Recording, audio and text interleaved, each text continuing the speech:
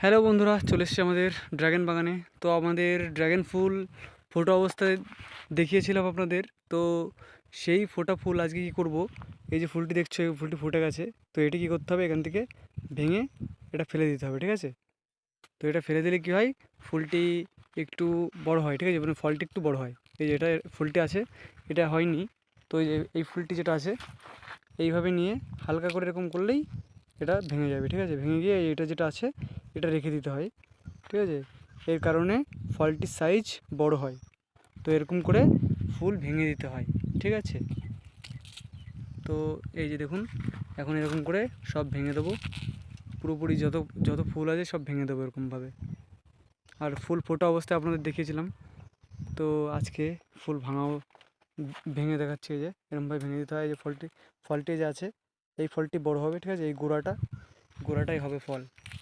তো এই যে দেখুন, ভেঙে দিলাম। আর এই যে গোড়া, এই গোড়াটা ফলে রূপান্তরিত হবে, ঠিক আছে? আর এই যে দেখুন ফল, এটা ছোটো ছোটো বড় হচ্ছে, এটাও ভেঙে দিয়েছিলাম। আর এই যে ভেঙে দিয়েছি।